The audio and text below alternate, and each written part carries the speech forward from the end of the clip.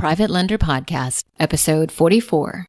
The Private Lender Podcast quote of the day comes to us from Henry David Thoreau, who said, "Wealth is the ability to fully experience life."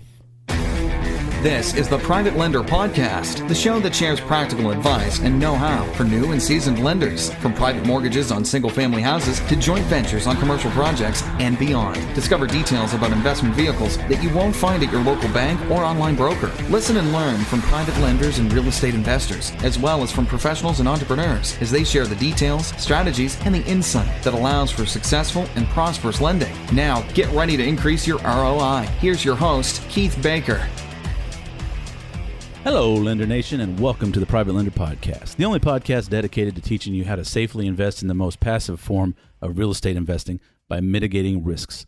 I'm your host, Keith Baker, and I'm on a mission to create an alternative economy where people like you and I can confidently invest and build wealth without banks or Wall Street. You're listening to episode 44, and today I'll be discussing whether you should require a loan application or not, and what type of information would be beneficial or is the most important on a loan application. But before we get into the heart of that matter, I'd like to thank you for sharing your most valuable asset with me today, and that is your time. Time is the one thing that both the rich and the poor have in common.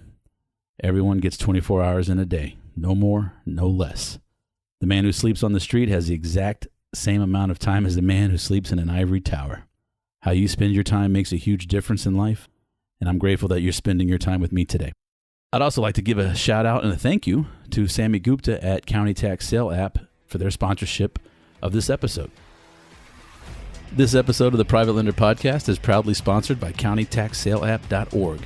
With CountyTaxSaleApp.org, you get a very powerful lead generation tool in the palm of your hand, on your laptop, desktop, or any device you choose.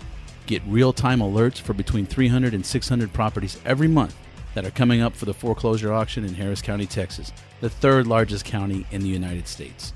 With its intuitive design and interface, the County Tax Sale app lets you search all properties with highly motivated sellers that are coming up for foreclosure auction. Simply search the map and click on a property to learn important details about that property, such as the address, owner's contact info, minimum bid, and a street view photo. You can save properties to your favorites and contact the sellers directly and receive email and text alerts if one of your favorite properties is redeemed or canceled prior to the auction. You can even listen to Sammy Gupta on episode 28 of this podcast as he discusses all the powerful features and benefits of CountyTaxSaleApp.org. For more information, go to the Private Lender Podcast sponsor page, the show notes page for this episode, or to CountyTaxSaleApp.org. That's CountyTaxSaleApp.org. And I highly recommend you go check out CountyTaxSaleApp.org. Even if you don't live in Houston or Texas or even the United States, you can research properties in Harris County, foreclosure properties, anywhere in the world on any device for less than 3 cents a day. And I'd also like to thank Landon and Ray over at 713 RIA for their continued sponsorship of the Private Lender Podcast. And I'd like to encourage you, the listener, to visit me on the second Wednesday of every month at the 713 RIA meeting. It's held at the Holiday Inn Express at 125 Airtex Boulevard and I-45 North in Houston. Okay, now that we've paid the bills, let's get to the heart of the show. I'd like to pose 2 questions to you. First question is, do you require an application, or would you require an application of any borrower? Now, when I loan to people like Chris Funk, or my partner Landon, or like a Ray Sasser, I'm in the industry enough with them that I don't require an application. Maybe I should. I do require proof of identification, though.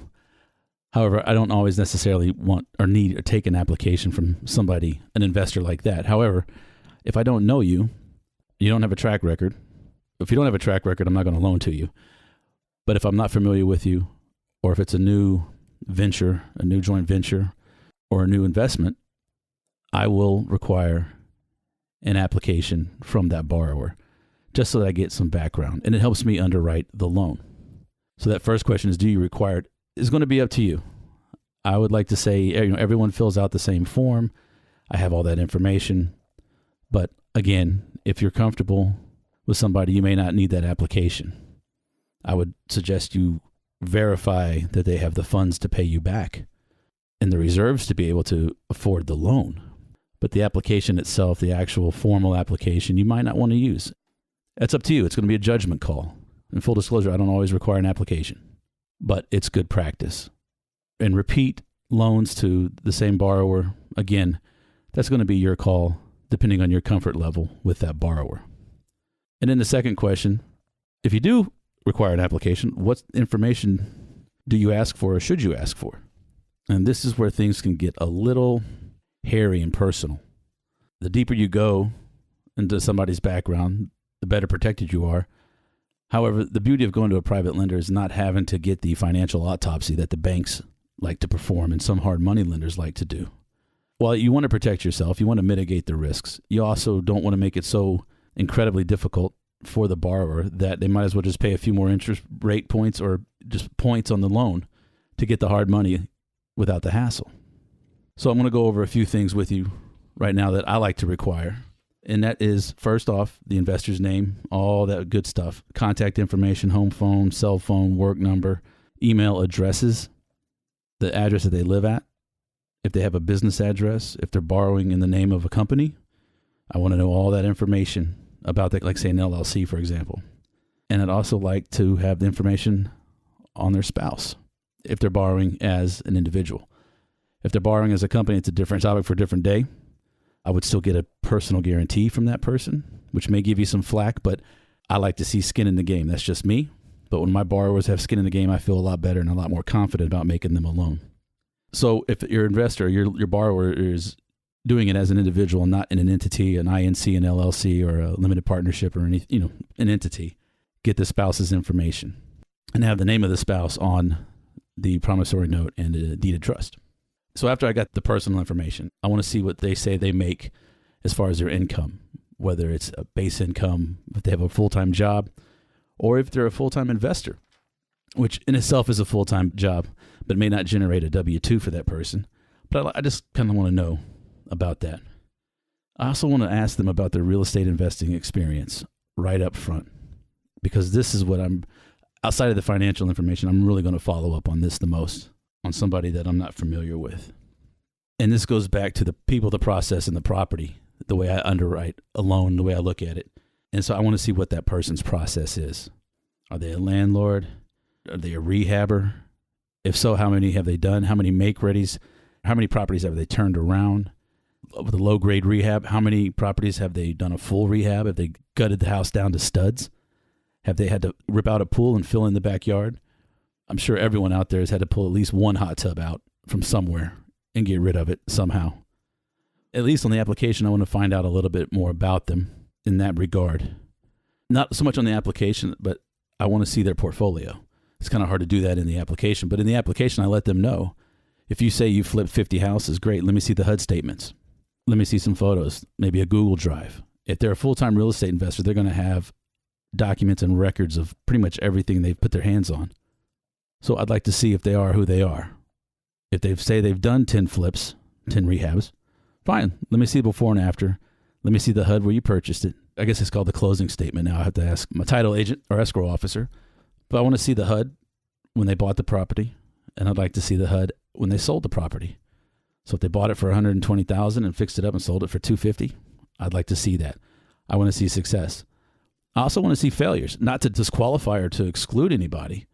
But if someone's going to be honest and say, yeah, I screwed up on this one, this is what I did wrong, I'm going to be more apt to loan to that person because they're honest. They made mistakes. They know that in the game, in life, no one's perfect. But it's when you try to cover things up and make yourself as you're the expert and you're really not, that's... Now I get into an underwriting area where it's like, I learned a long time ago in the oil field, it's best just to fess up, admit you're wrong, and do what it takes to fix the problem. I actually learned it earlier, but it really came together for me when I was working in the oil field. And I saw a lot of people, some of the guys were, straight up honest and everything. Others did not want to admit they made a mistake. And I can tell you with full disclosure that it's very humbling when you make a $400,000 mistake, especially when that $400,000 belongs to somebody else. And I know because I did it. And I actually kept my job. And I think the only reason I did is because I fessed up and explained exactly what I did wrong and what I've done to make sure that it never happened again. And I didn't get fired from Schlumberger, believe it or not. So that's what I want to see in their portfolio and their experience. I want to see the good, the bad. I want to see the ugly. I want to see everything, warts and all. Let me see what you do. So to recap, when you're taking a loan application, or if you are insisting that someone fills out a loan application, try to at least get their personal information, all their contact, where they live. And I like 2 forms of ID. I like a driver's license and a social security card. However, this can open up an area that I think we should get into a little further discussion. When you start taking personal information like that, you need to secure it. So oftentimes what I like to have the borrower do is provide their driver's license and social security card at closing. Now, they have to provide their driver's license at closing to prove who they are, because these are notarized documents. So you get that automatically. You'll get a copy of it. On the application, you can put the driver's license number or the social security number. I like to leave that off of the application, but to get a copy of it somehow, some way, and put it in a file cabinet or put it in a very, very secured digital environment, whatever a secure digital environment means, I guess. But before someone jumps up, especially an attorney, say, hey, you're collecting personal data, you're right. You want to be very extremely, extremely careful with how you handle it. I have a lock safe. I have a file cabinet that's like a safe that locks. And when I get my closing documents, I put a copy of the driver's license and or social security card in there and keep it there. I don't like to keep it in email form or in Dropbox or anything like that. I like to try to keep it as safe as possible. Or even if I need to, put it in the safety deposit box at a bank with some of my other valuable documents.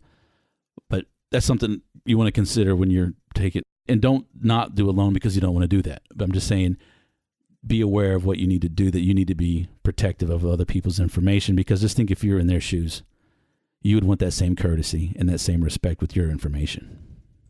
So I kind of went down that rabbit hole. Okay, so we got personal information, contact, where they live, how many properties that they've lived at, when have they moved there recently, have they been there forever, that kind of thing. Also, just a brief description of their monthly income. I want to see, and this is all, you just check it to verify, see if anyone's lying at the end of the day. Some folks, they go into the assets and liabilities. That is a different conversation. I don't put that on the application. I like to see that in the portfolio, which will be another episode. And of course, the real estate investing experience is crucial, especially to someone you don't know or you're not familiar with. You want to see a track record of a certain type of investing that you're comfortable lending to or lending on. And while past performance is no guarantee of future success, it can be a pretty darn good indicator. All right, I think that's going to do it for episode 44. We're coming up on 52 here real soon. Can't believe it's going to be a year, just about 8 episodes. That's 8 or 9. That's going to be something. So now's the time when I grovel with you. Oh, dear listener, please go rate and review on iTunes, Google Podcasts, Stitcher, SoundCloud, or whatever platform you use to listen to this golden gilded voice of mine. And you can use that. Go ahead and promote your business in the review. I would love to be able to read a review that promotes your business in iTunes or on the air. Promote your passion or promote whatever niche that you invest in. I'd love to hear about it. And seriously, drop in your website, your email, your phone number, whatever. If I can help you in the investing world, then by all means, I would love for you to share the platform that I have to help you do that. Also like to ask you to spread the word, connect with me on social media at Facebook, Instagram, Twitter, LinkedIn, Bigger Pockets, or at theprivatelenderpodcast.com. And once again, I want to thank you for listening and sharing your time with me today. And I'd like to wish everyone listening happy, safe, and prosperous private lending. I'll catch you on the next episode.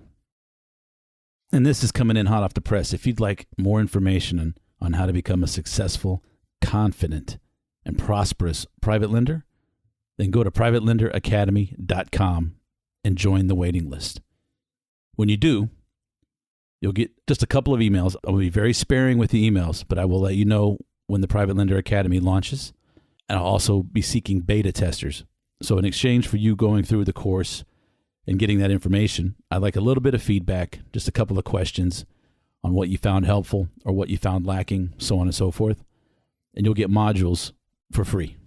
At some point, I do want to charge for the Private Lender Academy, but I really want to put a class and quality product out there.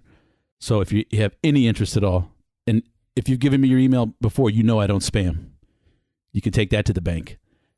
But go to privatelenderacademy.com, enter your name and your email.